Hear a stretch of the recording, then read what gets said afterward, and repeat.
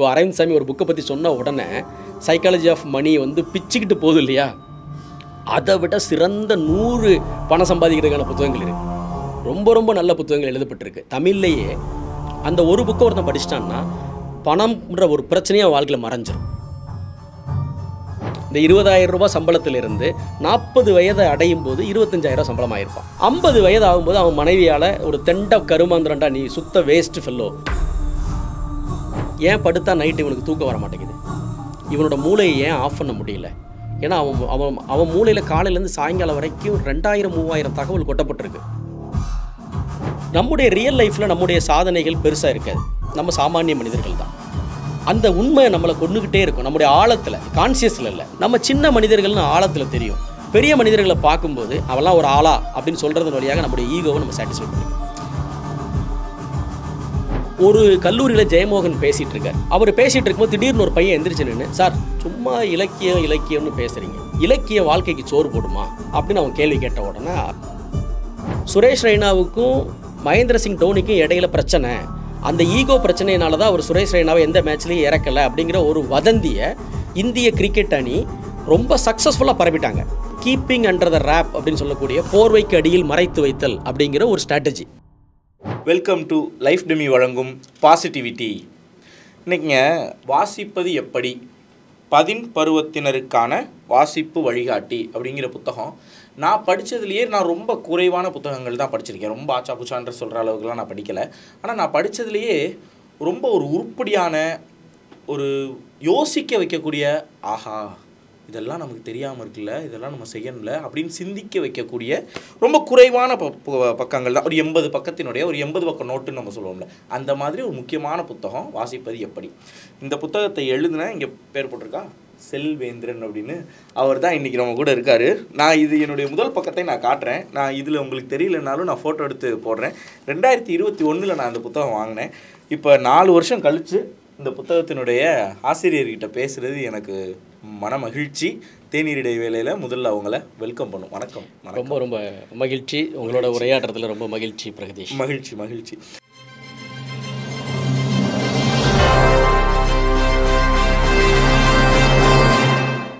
இன்றைக்கி வந்துங்க, நம்ம இன்றைக்கி இருக்கக்கூடிய குழந்தைகளில், நம்ம குழந்தைகளாக இருந்தப்போ, நம்ம பெற்றோர்கள் குழந்தைகளாக இருந்தப்போ சூழல் வேறு, இன்றைக்கி இருக்கக்கூடிய சூழல் முழுக்க வேறு.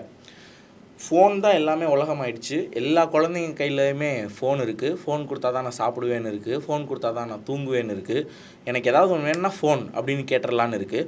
ஆனால் இன்றைய பெற்றோர்கள், அந்த இளம் பெற்றோர்கள் இருக்காங்களே, இப்போ என் வயசில் உள்ளவங்களே, என்னையோட ஒரு 2-3 வயசு மூத்தவங்களே எடுத்துக்கோங்களேன், அந்த இளம் பெற்றோர்களுக்கு அந்த ஃபோனெல்லாம் நம்ம கொடுக்கக்கூடாது, வேல்யூஸோடு நம்ம குழந்தைங்களை நம்ம ரைஸ் பண்ணணும் அப்படிங்கிற எண்ணம்லாம் இருக்குது. ஆனால் என்ன செய்கிறதுன்னு நமக்கு தெரியலங்க. அப்போ அது என்னென்ன செய்யணும், ஒரு வேல்யூஸோடு நம்ம குழந்தைங்கள இந்த சமூகத்துக்கு நல்ல பிள்ளைங்களா, பழைய கவிஞர்கள்லாம் எழுதின மாதிரி நல்ல பிள்ளைகளை நம்பி நாடே இருக்குது தம்பிங்கிற அந்த நல்ல பிள்ளைகள்லாம் நம்ம எப்படி உருவாக்குறது, என்னென்னலாம் நம்ம கற்றுக் கொடுக்கணும், அதுக்கு நம்ம எப்படி தயாராகணுங்கிறத பற்றியெல்லாம் தெளிவாக இன்றைக்கி சார்கிட்ட கேட்டு தெரிஞ்சுக்கலாம். சார், உங்கள் கூட உரையாடுறது நீங்கள் சொன்ன மாதிரி எனக்கு பெரும் மகிழ்ச்சி, ஒரு பெரிய ஆவல். அடுத்து ஒரு 45 நிமிஷமோ 50 நிமிஷமோ எனக்கு தெரியல, எனக்கு எப்படி இருக்க போதோ ரொம்ப மன மகிழ்ச்சியாக நான் இருக்கேன். முதல்ல என்னுடைய குழந்தை கையில் புத்தகம் வர்றதுக்கு நான் என்ன செய்யணும்? நான் கண்டிப்பாக படிக்கணுமா? ஏன்னா நான் படிக்கிறது இல்லை, எங்களை மாதிரி நிறைய பேர் படிக்கிறது இல்லை. ஆனால் அவங்கெல்லாம் வாசிக்கணும் அப்படின்னு நாங்கள் ஆசைப்படுறோம். அப்போ அதிகபட்சம் எங்களால் முடிஞ்சது ஒரு புத்தகத்தை வாங்கி கொடுக்கறது மட்டும்தான். அப்படி செஞ்சால் என் பிள்ளை படிக்கிற பிள்ளையாக மாறிடுமா, புத்தகம் வாசிக்கிற பிள்ளையாக மாறிடுமா? ஒரு நல்ல கேள்வி இது. இன்றைக்கி இருக்கிற இளம் பெற்றோர்கள் பல பேருடைய மனதில் இந்த கேள்வி இருக்கிறதுக்கான வாய்ப்பு இருக்குது. ஸ்கூலில் போய் டீச்சர்ஸ்ட்டை வந்து குழந்தைங்கள பற்றி புகார் சொல்லும்போது சொல்லுவாங்க, இந்த மாதிரி என் குழந்தை வந்து கெட்ட வார்த்தை ரொம்ப பேசுது, அது எனக்கு ரொம்ப கேவலமாக இருக்குதுங்க அப்படின்னு சொன்னால், அந்த டீச்சர் என்ன பதில் சொல்லுவாங்கன்னா, குழந்தைங்க கெட்ட வார்த்தை பேசாதுங்க, அது கேட்ட வார்த்தையை தான் பேசும், நீங்கள் வீட்டில் கெட்ட வார்த்தை பேசுவீங்களா அப்படின்னு ஒரு கேள்வி கேட்பாங்க. அது மாதிரி எந்த குழந்தைக்கிட்டையும் ஒரு விஷயத்தை திணிக்க முடியாது. திணிப்பது துப்பப்படும். அதாவது நம்ம ஒரு குழந்தைக்கு மாத்திரை கொடுக்குறதா இருந்தால் கூட ஒரு வாழைப்பழத்தில் வச்சு கொடுக்குற மாதிரி, அதை லேசாக நுணுக்கி சங்கில் விட்டு ஒரு துளி தேன் கொடுக்குற மாதிரி, நம்ம வலுக்கட்டாயமாக கொடுக்காம மறைமுகமாக இந்த விஷயம், இந்த பழக்கம் ரொம்ப முக்கியமானது அப்படிங்கிற ஒரு உணர்வை ஏற்படுத்தணும். அப்போது ஒரு குழந்தை வீட்டில் இருக்குது, அது பார்க்கும்போது அம்மா ஃபோன் நோண்டிக்கிட்டே இருக்காங்க, அப்பா ஃபோன் பார்த்துக்கிட்டே இருக்காரு அல்லது ஃபோனில் பேசிக்கிட்டே இருக்காரு அப்படின்னா அந்த குழந்தையுடைய மனதில் தண்ணி இயல்பாகவே என்னுடைய வாழ்க்கையில் முக்கியமானவங்க இந்த 2 பேர் தான். இந்த 2 பேருக்கும் ரொம்ப முக்கியம் இந்த ஃபோன் தான். இந்த ஃபோனில் அவங்க பார்த்துட்டு இருக்கிற விஷயம் ரொம்ப முக்கியமானது. ஆகவே நானும் ஒரு முக்கியமானவனாக வரணும்னா நானும் ஃபோனை பார்க்கணும். அவங்களுக்கு என்ன கிடைக்குதோ அது எனக்கு கிடைக்கணும்னு சொல்லி அந்த குழந்தை ஃபோனை எடுத்து பார்க்க ஆரம்பிக்கும். அப்போது மாரல் கிரவுண்டில் நம்ம அதை தடுக்கவோ கேள்வி கேட்கவோ முடியாமல் போயிடும். பாப்பா இந்த வயசில் ஃபோன் பார்க்குறதெல்லாம் தப்பு அப்படின்னு நீங்கள் சொன்னீங்கன்னா அந்த குழந்தை இமீடியட்டாக நீ மட்டும் ஏன்பா பார்க்குற அப்படின்னு கேட்கும். அப்போது ஒரு குழந்தைக்கு ஆரம்ப காலத்தில் நம்ம கதைகள் சொல்வதன் வழியாக நாம் அந்த குழந்தைக்கு இலக்கியத்தினுடைய சுவையை, கதைகளினுடைய சுவையை, கற்பனையுடைய சுவையை, கனவுகளோட சுவையை அந்த குழந்தைக்கு அறிமுகப்படுத்த முடியும். நம்பர் 1. நம்பர் 2, காலப்போக்கில் அவங்களுக்கு வாசிக்கக்கூடிய அளவுக்கு கல்வி வளரும்போது, மொழி பயிற்சி கிடச்சி எழுத்து கூட்டி வாசிக்கிற மாதிரி வரும்போது அந்த வீட்டில் நேரம் கிடைக்கும் போதெல்லாம் அப்பா படிக்கிறாரு, அம்மா நிறைய வாசிக்கிறாங்க, அக்கா நிறைய வாசிக்கிறா, நாமளும் நிறைய வாசிக்கணுங்கிற ஒரு எண்ணம் அந்த குழந்தைக்கு தன்னியல்பாக வரும்.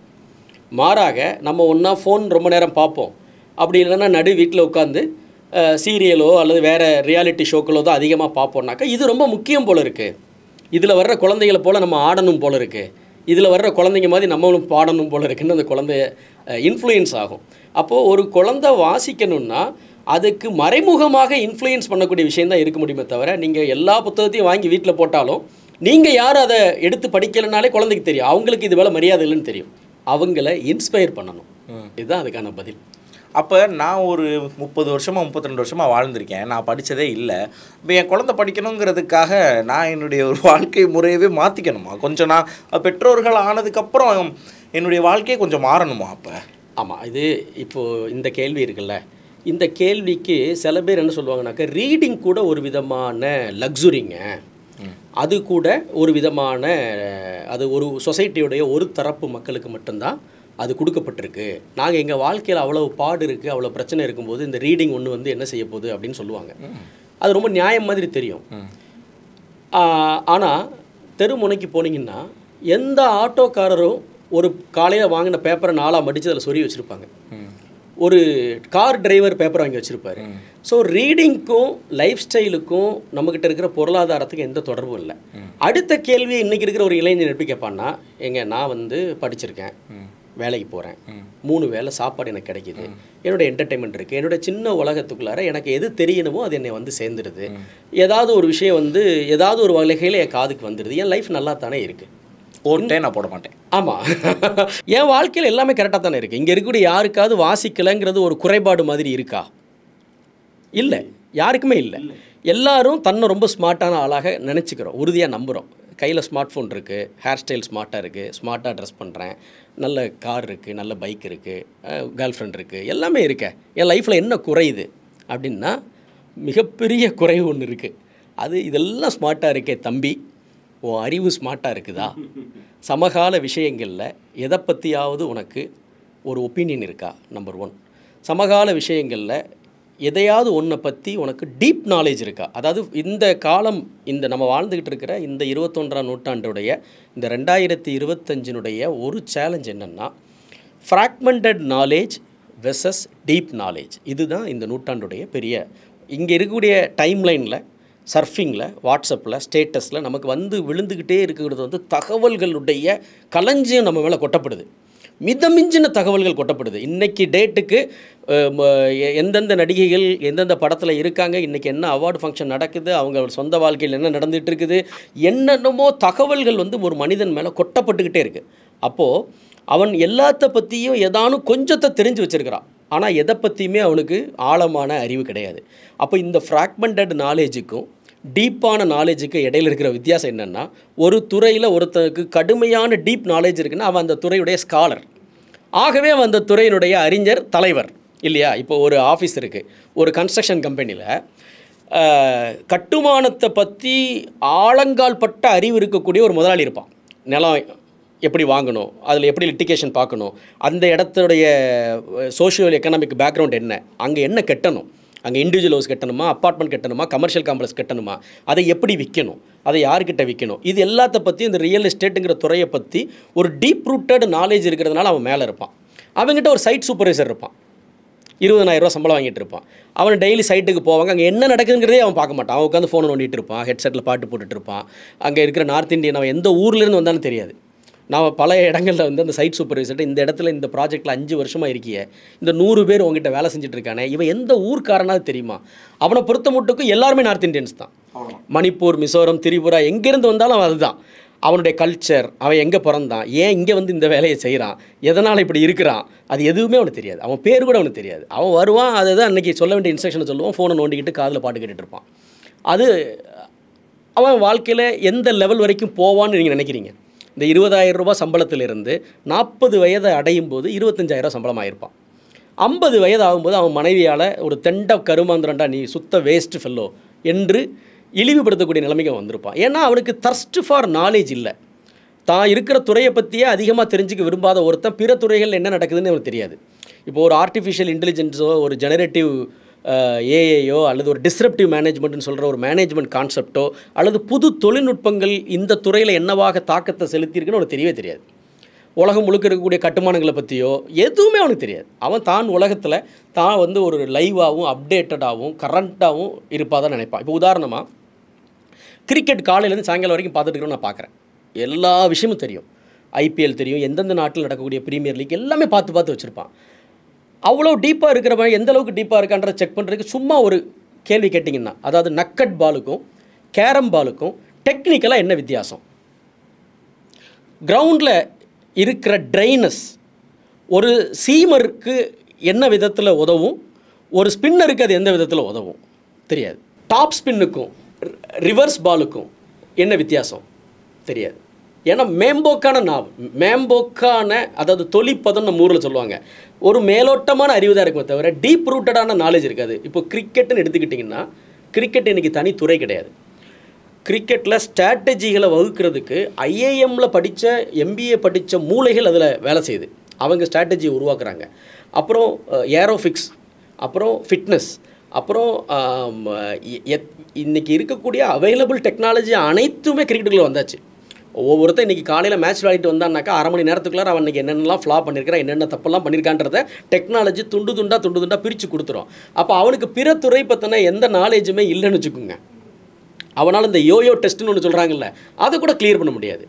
அப்போது இன்றைக்கி இருக்கக்கூடிய மிகப்பெரிய பிரச்சனை, டீப் ரூட்டடான நாலேஜ் உனக்கு இல்லைன்னா உன் வாழ்க்கை பெரிய அளவில் மாறாது. ஃப்ராக்மெண்டடான நாலேஜில் நிறைய தகவல்களை வச்சுக்கிட்டு ஒரே ஆஃபீஸில் உன் கேரியர், உன் பழக்கம் எல்லாமே ஒரு ஆவரேஜாக இருக்கும். அப்போது உன் லைஃப் ஸ்டைல் மாறணும்னா, நான் வந்து இதை சொல்லணும்னா நீ கலையை வளர்க்குறதுக்கோ மற்றதுக்கோலாம் படின்னு சொல்ல மாட்டேன். உன் வாழ்க்கை மாறணும்னாலே உன்னுடைய சிந்தனையின் தரம் உயரணும், உன் அறிவுடைய தரம் உயரணும், உன் வார்த்தைகளுடைய தரம் உயரணும், உன் நடவடிக்கைகளுடைய தரம் உயரணும். எல்லாமே ஒரு எக்ஸலன்ஸை நோக்கி நகரணும் இல்லையா?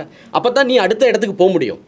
நீ இல்லைங்க எனக்கு இந்த என்டர்டெயின்மெண்ட் போதும், என்னை சுற்றி நடந்துகிட்டு இருக்கக்கூடிய இந்த பபுள்ஸ் இருக்குல்ல, லைஃப் கொப்பளிச்சிக்கிட்டே இருக்குது சோஷியல் மீடியாவில், அது எனக்கு போதும்னா நீ அதில் ஒன்றாமாங்க இருப்ப. நீ அந்த இடத்துலேருந்து விலகி ஒரு கல் மேலே ஏறி நின்று அந்த ஆளை பார்க்கக்கூடிய தலைவனாக மாறணும்னா உன் தரத்தை உயர்த்தணும். தரத்தை உயர்த்துறதுக்கு இன்றைக்கி மனிதனுக்கு அவைலபிளாக இருக்கக்கூடிய ஈஸியஸ்ட் டூல் என்பது ரீடிங் தான். ஸோ அதனால தான் நான் வந்து ரீடிங் எங்கே வேலை செய்யணும்னா இந்த ஏரியாவில் ரொம்ப முக்கியமாக வேலை செய்யும். இது நம்பர் 1. ஒரு கல்லூரியில் ஜெயமோகன் பேசிகிட்டு இருக்கார். இது ரொம்ப காலத்துக்கு முன்னாடி நடந்தது, நான் நிறைய மேடைகளில் சொன்ன ஒரு உதாரணம். அவர் பேசிகிட்டு இருக்கும்போது திடீர்னு ஒரு பையன் எந்திரிச்சு நின்று, சார் சும்மா இலக்கியம்னு பேசுகிறீங்க, இலக்கியம் வாழ்க்கைக்கு சோறு போடுமா அப்படின்னு அவன் கேள்வி கேட்ட உடனே அந்த ஹாலில் இருக்கக்கூடிய எல்லா ஆடியன்ஸ் அப்படி கை தட்டி விசில் பறக்குது. அவன் வந்து அப்படி திரும்பி அந்த ஆடியன்ஸை பார்த்து எப்படி ஒரு மடக்குன்னு பார்த்தீங்களா அப்படிங்கிற ஒரு தோரணையோடு நிற்கிறான். ஜெயமோகன் அதுக்கு வந்து ஒரு நிமிஷம் கூட, ஒரு செகண்ட் கூட தாமதம் பண்ணாமல் ஒரு ரிப்ளை கொடுத்தாரு. இலக்கியம் வாழ்க்கைக்கு சோறு போடாது, ஆனால் சோற்றால் மட்டுமே நிரப்பிவிட முடியாத இடம் என ஒன்று உனக்குள் இருக்குமாயின் அந்த இடத்தை இலக்கியம் நிரப்பும். நீ சோத்தால் அடித்த பிண்டம்னா அது உனக்கு தேவையில்லை. இல்லைங்க அது வேறங்க, நான் வந்து வெறும் சோத்து பிண்டம் இல்லை, நான் ஒரு மனிதன், எனக்கு சில சாய்ஸஸ் இருக்குது, எனக்கு சில டேஸ்ட் இருக்குது, எனக்கு வந்து சில ரசனைகள் இருக்குது, நான் இதெல்லாம் தாண்டின ஒருத்தன் நினச்சான்னா அவனுக்கு ரீடிங் தேவை. ஸோ இன்றைக்கி இவ்வளவு தகவல்கள் ஒரு மேலே கொட்டப்படுறதுனால இயல்பாகவே அவன் லைஃப்பில் ரொம்ப வெறுமை இருக்குது. ஏன் படுத்தா நைட்டு இவனுக்கு தூக்கம் வர மாட்டேங்குது? இவனோட மூளையை ஏன் ஆஃப் பண்ண முடியல? ஏன்னா அவன் அவன் அவன் மூளையில் காலையிலேருந்து சாயங்காலம் வரைக்கும் 2000-3000 தகவல் கொட்டப்பட்டிருக்கு. அவ்வளோ ஸ்பீடான கம்ப்யூட்டர் இன்னும் கண்டுபிடிக்கப்படலை. ஸோ இதெல்லாம் டீக்ளட்டர் பண்ணுறதுக்கு லிட்ரேச்சரும் பொயட்ரியும் கனவும் ட்ரீமும் உதவும். மகிழ்ச்சி. இப்போ இந்த பதிலுக்கு முன் இந்த பதிலுக்கு பின்னுன்னு வச்சுக்கலாம். சரி, இந்த பதிலை நான் இப்போ கேட்டுட்டேன். செல்வேந்திரன் சார் சொல்லியிருக்காங்க, ஆஹா ஆமாம் சார் சொல்கிறது சரிதானே, நம்ம ஏதோ வாழ்கிறோம் இருக்கோம் வைக்கிறோம், கொஞ்சம் வாசித்தா கொஞ்சம் நல்லது போலையேன்னு எனக்கு தோணுது. நான் என்ன செய்யலாம், எப்படி தொடங்கலாம், என்னென்ன செய்யலாம்? எந்த ஒரு புதிய பழக்கமும் மிக மிக கடினமானது, சவாலானது. ஆரோக்கியமான வாழ்க்கை வாழணும் அப்படின்னு கேட்டால் யாராவது மறுப்பாங்களா? எஸ் அப்படிம்பாங்க. அப்போ ஆரோக்கியமான வாழ்க்கை வாழ்கிறதுக்கு என்ன பண்ணணும்? உண்பதை குறைக்கணும், உழைப்பதை கூட்டணும். இந்த ரெண்டையும் எல்லாருக்குமே தெரியும் தானே. எல்லாருக்கும் நான் சாப்பிட்ற விஷயத்தில் கண்ட்ரோலாக இருந்து ஃபிசிக்கலாக ஏதாவது ஒன்று பண்ணுனா நான் ஃபிட்டாக இருப்பேன், இதுதானே தியரி. ஆனால் நம்ம எல்லாருமே தொந்தியும் தொப்பையுமா இருக்கும், ஸ்லாப்பியாக இருக்கும், அந்த மாதிரி இருக்கிற எவ்வளவோ நோய்களோடு இருக்கிறோம். காரணம் என்னென்னா, இது சொல்வது சுலபமானது, செய்வது ரொம்ப கடினமானது. காலையில் எந்திரிக்கணும், ஒரு ஜிம்முக்கு போகணும் அல்லது ஒரு கிரவுண்டுக்கு போகணும். நம்ம எந்திக்காமல் இருக்கிறதுக்கு நியாயமான பல சாக்கு போக்குகள் உருவாகிட்டே இருக்கும் நம்ம லைஃப்பில். நான் நேற்றுக்கு லேட்டாக தான் படுத்திருக்கேன், நேற்றுக்கு தான் ஒரு கல்யாணத்துக்கு போயிட்டு வந்திருக்கேன், இன்றைக்கி இவ்வளோ பெரிய வேலை பண்ணிட்டு வந்து படுத்திருக்கிறேன், அல்லது எனக்கு காலையிலே ஒரு மீட்டிங் இருக்குது. இப்படி எத்தனையோ நியாயமான காரணங்கள் வந்து அதை தடுக்கும் அல்லது கெடுக்கும். அது எவ்வளவு கடினமோ, ஃபிசிக்கலாக டெய்லி ஜிம்முக்கு போகிறது ரொம்ப கடினமானது. அதான் உலகத்திலே மிக அதிகமான பேர் அந்த ரெசல்யூஷன் தான் எடுக்கான். ஆனால் அவன் தான் உடனடியாக அதை கைவிடுறான். ஒவ்வொரு நியூ இயர் அப்பவும் எடுக்கப்படுற ரெசல்யூஷன் அதுதான். அதை விட 10 மடங்கு கடினமானது ரீடராக மாறுவது, ரீட் பண்ணுறது. சரியா?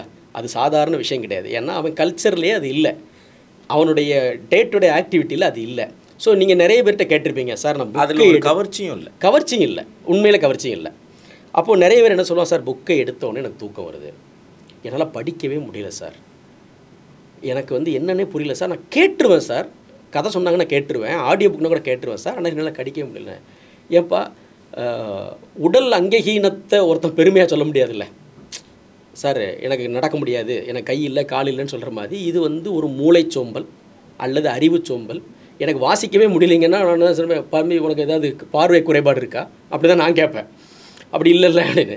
ஏன் இது இவ்வளவு தூரம் அவனை வெளியே தள்ளுது அப்படின்னா, அவன் ஏற்கனவே பார்த்துட்ருக்கிற ஒரு உலகம் வண்ணமயமானது, பயங்கர எக்ஸைட்டிங்கானது. அவன் பார்த்துக்கிட்டு இருக்கிற ஃபோனில் வரக்கூடிய ஒரு ரீல்ஸோ, ஒரு மீம்ஸோ, அல்லது ஒரு ஆக்ரோஷமான அரசியல் பேச்சோ, அல்லது ஒரு விளையாட்டுடைய ஒரு சின்ன கிளிப்பிங்கோ, அது ரொம்ப கலர்ஃபுல்லானது, எங்கேஜிங்காக இருக்குது. இது அவ்வளவு கலர்ஃபுல்லானது அல்ல, எங்கேஜிங் ஆனது அல்ல. அவ்வளவு தூரம் என்டர்டெயின்மெண்ட்டை புத்தகத்தால் பண்ணவே முடியாது. புத்தகத்தோட நோக்கம் நம்மளை மகிழ்விப்பது அல்ல, அது நம்மளை யோசிக்க வைக்கிறது, நம்மளை சிரிக்க வைக்கிறது, நம்மளை சிந்திக்க வைக்கிறது, நம்மளை அழ வைக்கிறதுன்னு அதுக்கு வேறு விதமான ரோல்ஸ் இருக்குது. அப்போது இந்த வேலையை செய்கிறதுக்கு நான் கண்டுபிடிச்ச உபாயமும் நான் ஷேர் பண்ணுற டெக்னிக் என்னென்னா, உனக்கு ரொம்ப சுவாரஸ்யமான ஒரு விஷயம் இருக்கும், நீ அதைத்தான் காலையிலேருந்து சாயங்காலம் வரைக்கும் பார்த்துட்ருக்கேன்னு வச்சுக்கோங்களேன், அது தொடர்பான விஷயத்தை பாருங்கள். இப்போ என் நண்பர் ஒருத்தர் இருக்கார், அவர் வந்து காலையிலேருந்து சாயங்காலம் வரைக்கும் ரீல்ஸ் பார்ப்பார். என்னத்தையா பார்க்குற அப்படின்னா, அவருக்கு வந்து கப்பல் வாழ்க்கை ரொம்ப பிடிக்கும். கப்பலில் போகிறவன் மீன் எப்படி பிடிக்கிறான், கப்பலில் எப்படி ஃபுட்பால் விளாடுறான், இந்த பார்னக்கிள்ஸ் அப்படிங்கிற ஒட்டுண்ணி வந்து எப்படி ஆமையை உடம்புல உட்காந்து ஆமையை உறிஞ்சி திங்குது, திமிங்கலத்துக்கோட அடியில் வந்து பார்னக்கிள்ஸ் எப்படி ஒட்டிக்கிட்டு திமிங்கலத்தை அந்த ஒட்டுண்ணி கொல்லுது, கப்பலுக்கு அடியில் பார்னக்கிள்ஸ் எப்படி போய் உட்காருது, கப்பல்லையே இருக்கிற கப்பல்ஸ் இருக்காங்க, கல்யாணம் ஆகி கப்பலில் வேலை பார்ப்பாங்க, அவங்களுடைய ரொமான்ஸ் லைஃபு, கப்பலில் மீன் பிடிக்கிறது, கப்பலை தாக்குறதுக்காக நைஜீரிய கொள்ளையர்கள் வரும்போது துப்பாக்கியால் சுட்டு வீழ்த்துறது, இது எல்லாத்தையும் காலையிலேருந்து சாயங்காலம் வரைக்கும் பார்ப்பார். அப்போது அதுதான் சார் எனக்கு ரொம்ப எக்ஸைட்டிங்காக இருக்குது. அப்படிங்கும்போது நான் வந்து அவர்கிட்ட சொன்னேன், நரசையா அப்படின்னு தமிழில் ஒரு ரைட்டர் இருக்கார், அவர் வந்து கடலாடின்னு ஒரு புக் எழுதியிருக்காரு, அது நீங்கள் படித்து பாருங்கள் அப்படின்னு சொல்லி கொடுத்தேன். அவர் வந்து படித்து சார் நான் வீடியோவில் பார்க்குற வாழ்க்கை இம்முனிக்கான சார், இதில் எவ்வளோ இருக்குது சார், சார் வேறு என்ன சார் அடுத்து இம்மிடியட்டாக படிக்கிறது அப்படின்னு நான் வரிதையா கான்ஸ்டன்டினுடைய கடல் மீன்கள் அது பற்றின ஒரு புத்தகத்தை கொடுத்தேன். அதை படித்து முடித்த உடனே, சார் வேறு என்ன சார் இருக்குது, இதில் ஃபிக்ஷன் ஏதாவது இருந்தால் படிக்கணும் சார் அப்படின்னாரு. உடனே நான் வந்து ஆலிசூல் உலகுன்னு ஜோடி குரூஸோட ஒரு புத்தகத்தை கொடுத்தேன், பிடிச்சாச்சு. அப்புறம் வந்து இப்போது சமீபத்தில் நான் அவர்கிட்ட பற்றி பேசினா, அவர் வந்து கடல்வாழ் உயிரினங்கள், கப்பல், கடல் எதிர்கொள்ளக்கூடிய சுற்றுச்சூழல் பிரச்சனைகள், கடல் வழி வாணிகம், கடல் வழியாக போய் இருக்கக்கூடிய கலை செல்வங்கள், கடல் சூழ்ந்த நாடுகள், அதில் இருக்கக்கூடிய பண்பாட்டு அரசியல், இன்றைக்கி வந்து ஒரு பெரும் கடல் அறிஞராக ததுமி நிற்கிறார் ஒரு வருஷத்தில். எதை பற்றி பேசினாலும் வந்து அடித்து வீசுகிறாரு. சார் உங்கள் ஊரில் நீங்கள் வாழ்ந்த வீடு யாரோட தெரியுமா சார்? சாத்தான்கிழமை ராகவன் ஒரு அறிஞரோட வீடு சார். அவர் வந்து தமிழ்நாட்டு கப்பற்கலைன்னு ஒரு புக் எழுதியிருக்காரு, அது உங்களுக்கு தெரியுமா? அதுதான் கப்பல் பற்றி எழுதப்பட்ட முதல் தமிழ் புத்தகங்கிறாரு. சார் என்ன சார் அப்படின்னா, சார் நீங்கள் ஒரு புத்தகத்தை கொடுத்து அறிவு சுடரை தீப்பந்தமாக்கிட்டீங்க. ஃபோன் பார்க்குறதில்ல, முழுக்க முழுக்க ட்ராவல் போகிறது, கப்பலில் போகிறது, க்ரூஸில் ட்ராவல் பண்ணுறது, அப்படி அவரோட லைஃபே வேறையாக ஆயிடுச்சு. ஒரு ஆண்டில் முக்கியமான புத்தகத்தை படித்து பெரிய ஸ்காலர் ஆகிட்டார். அவ்வளோதான். அப்போது நான் என்ன சொல்லுவேன்னா, உனக்கு கிரிக்கெட் பிடிக்குமா? அருமையான பயோகிராஃபி கிரிக்கெட்டில் எழுதப்பட்டிருக்கு. உலக கிரிக்கெட் வரலாற்றிலேயே மகத்தான சாதனைங்கிறது. ஆஸ்திரேலியா வந்து கண்டினியூஸாக டெஸ்ட் மேட்சை வின் பண்ணி பல வருடங்களுக்கு முதன்மை கண்ட்ரியாக இருந்துச்சு. உலகத்திலே மிக அதிகமான test match series, one day series, 2020 சீரீஸை வின் பண்ணுது. அதை உருவாக்கின ஒருத்தன் ஜான் புக்கனன், அவனுடைய பயோகிராஃபி இருக்குது. அதை படித்து பார்த்தீங்கன்னா கிரிக்கெட்டுக்கு கீழே எவ்வளவு தொழில்நுட்பம் வேலை செய்யுது, எவ்வளவு தூரம் ஒரு டீம் ப்ரிப்பேர் ஆகி வருது. அந்த புக்கில் ஒரு வரி சொல்கிறேன். கிரிக்கெட்டில் வந்து நீங்கள் எல்லோரும் கிரிக்கெட் பார்ப்பீங்க, நான் நம்புகிறேன். கிரிக்கெட் ஒரு 15-20 நாடு தான் விளையாடுது. அது ஒரு கொலோனியல் கேம். பிரிட்டிஷ்காரன் எங்கெல்லாம் ஆட்சியில் இருந்தாலும் அந்த நாடுகள் தான் பெரும்பாலும் கிரிக்கெட் விளையாடுது. அந்த வரிசை பட்டியலில் எப்பயுமே ஆஸ்திரேலியா 1வது இருக்கும், 2வது இருக்கும், 3வது இருக்குமே தவிர ஒரு காலமும் அது 16வது இடத்துல இருந்ததே கிடையாது கிரிக்கெட் ஹிஸ்ட்ரியிலே. இதை பற்றி அவர்கிட்ட கேட்கும்போது அவர் சொல்கிறாரு, இந்த ஸ்போர்ட்ஸ்னு இல்லைங்க, எந்த ஸ்போர்ட்ஸ்லையுமே ஆஸ்திரேலியா விளையாடிச்சுன்னா அது அந்த டாப்பில் தாங்க இருக்கும். நாங்கள் அப்படி கீழே இருக்கிற மாதிரி இருக்க மாட்டோம். ஏன்னா ஆஸ்திரேலியா அப்படிங்கிறது 200% ப்ரிப்பரேஷன் கண்ட்ரிங்கிறார் அவர். இங்கே ஒரு ஸ்போர்ட்ஸ் பர்சன் தன்னை 200% ப்ரிப்பேர் பண்ணுவான். அவனுடைய ப்ராக்டிஸ் என்பது ரியல் மேட்சோட ஆக்ரோஷமாக இருக்கும். ரியல் மேட்ச் அதோட கொஞ்சம் கம்மியாக தான் விளையாடுவான். ஸோ எங்களெல்லாம் நாங்கள் நினச்சாலே எரர் பண்ண முடியாது சார். எங்களுடைய எக்ஸலன்ஸ் லெவல் என்பது 100% இல்லை, 200%ங்கிறாரு. அதை அந்த புக்கில் வெவ்வேறு இடத்துல சொல்லிகிட்டே இருக்காரு. அப்போ ஒரு கேம்லேயே ஒரு கண்ட்ரியோட எக்ஸலன்ஸ் எவ்வளோ தூரம் இருக்குது. அப்போ எதை செஞ்சாலும் எக்ஸலண்ட்டாக பண்ணணும், தரமாக செய்யணும், என் அளவுக்கு ஈக்குவலாக எவனால் செய்ய முடியாதுங்கிற அளவுக்கு செய்யணுங்கிறதுக்கான ஒரு விதையை வந்து அந்த புக்குக்குள்ளார இருக்குது. அப்போ அதில் வேறு வேறு விஷயங்கள்லாம் உள்ளே வந்துடும்.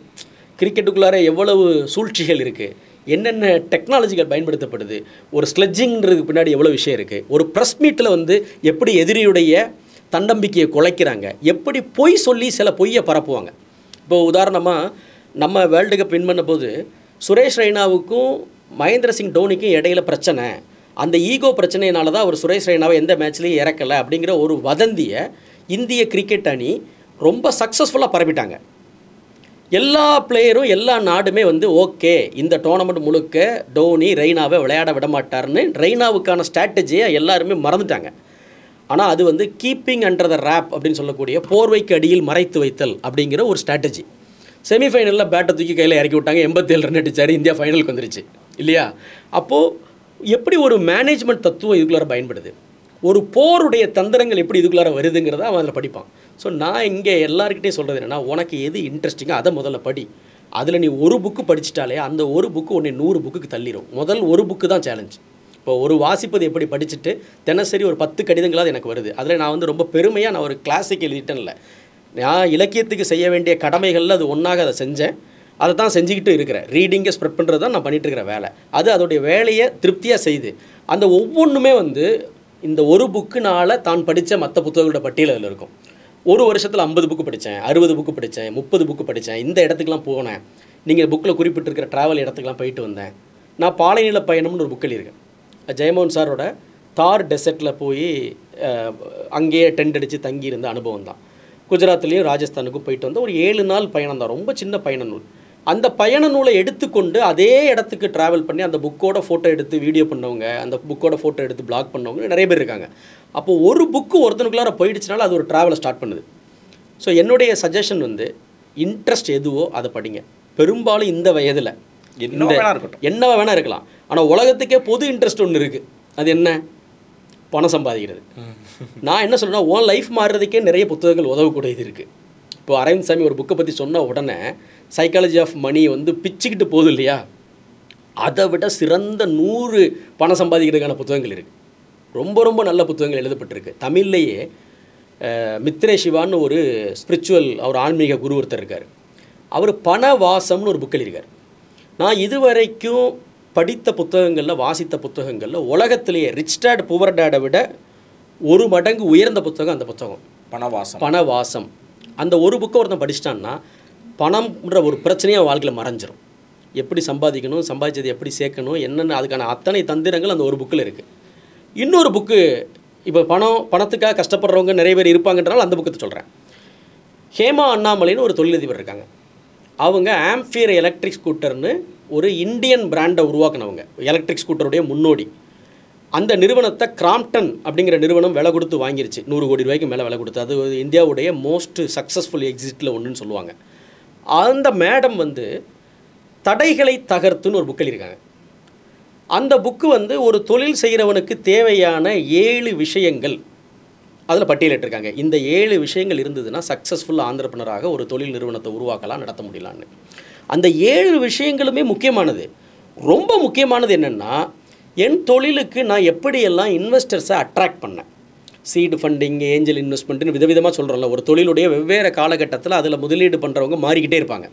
இவங்க எல்லாத்தையும் நான் எப்படி அட்ராக்ட் பண்ணேன், என்னைய தேடி வந்து பணத்தை முதலீடு பண்ண வைக்கிறதுக்கு நான் என்ன பண்ணேன்றது அதுக்குள்ளே இருக்குது. அது எவ்வளோ பெரிய ஞானம். இப்போது ஸ்டார்ட் அப்புக்காக எவ்வளோ திருமண பக்கமெல்லாம் ஸ்டார்ட் அப் கல்ச்சர், ஆண்டர்பிரினர்ஷிப் அது இதுன்னு சொல்கிறோம். அது எல்லாம் எங்கே போய் முட்டி நிற்கிது, போதிய பணம் இல்லைன்னு. அப்போ எனக்கு தோணுது, தடைகளை தகர்த்துக்கிறது ஒரு புக்கை படித்தா போதுமாடா, நீ எவ்வளோ ஆளை வந்து நீ அட்ராக்ட் பண்ணலாம் அப்படின்னு தோணுது. ஸோ நான் இங்கே சொல்ல வர்றது என்னென்னா, உனக்கு எது தேவையோ, உனக்கு எது இன்ட்ரெஸ்ட்டோ அதை பற்றி பெஸ்ட்டு ஒர்க்குகள் எழுதப்பட்டு உனக்காக காத்திருக்கு. போய் படித்து உன் வாழ்க்கையை மாற்று. இதுதான் நான் சொல்ல வர்றது. மகிழ்ச்சிங்க. பணவாசம், தடைகளை தகர்த்து, இந்த 2 புத்தகமும் வாய்ப்பு இருக்கிறவங்க படிங்க. நானும் இம்மீடியட்டாக ஆஃபீஸ்க்கு அது வாங்கி வச்சிடுறேன், கண்டிப்பாக வாங்கி வச்சிடுறேன் சார். ஓகே, இப்போ அடுத்து ஒரு ஒரு குழந்தைக்கு வேல்யூஸோடு நான் அந்த குழந்தைய வளர்க்கணும் அப்படின்னு சொல்லி ஆசைப்பட்றேன். ஒரு 3-4 வருஷம் இருக்குன்னு நினைக்கிறேன். எழுத்தாளர் பவா செல்லதுரை அவர்களுடைய இன்டர்வியூ ஒன்று சோஷியல் மீடியாவில் வந்துச்சு. அப்போ அவர் சொல்லியிருந்தார், ஒரு குருவுக்கு ஒரு சீடன் எப்படி இருக்கணும், ஒரு மாணவன்கிறவன் எப்படி இருக்கணும்னா அப்படின்னு சொல்லிட்டு உங்களை உதாரணமாக சொல்லி ஜெயமோகன் ஒரு தடவை சொன்னார், செல்வா குதி அப்படின்னாரு. செல்வா உடனே கிணத்துக்குள்ளே குதிச்சிட்டான் அப்படின்னு. அதுக்கப்புறம் தான் எனக்கு வந்துட்டு நீச்சல் தெரியாது அப்படின்னு சொல்லிட்டுன்னு. இது எந்த வகையில் வருது? நீங்கள் உங்களுக்கு ஒரு ஆசிரியர் குதின்னு சொன்னால் குதிக்கிற அளவுக்கு ஒரு மாணவன் இருக்கணுமா? அவனுக்கு பேர் தான் மாணவன். ஆக்சுவலாக என்னென்னா, இது வந்து பவாச்சலத்துடைய தோட்டத்தில் நடந்தது. நண்பர்கள் எல்லோரும் ஒரு மொட்டை கிணத்துல குளித்து நீச்சல் அடிச்சுட்டு இருந்தாங்க. நான் அந்த வழியாக பேண்ட் ஷர்ட் போட்டு நடந்து போயிட்டு இருந்தேன். திடீர்னு ஜெயமோகன் சார் என்னை பார்த்து, டே செல்வா குதிடா அப்படின்னு சொன்னார்.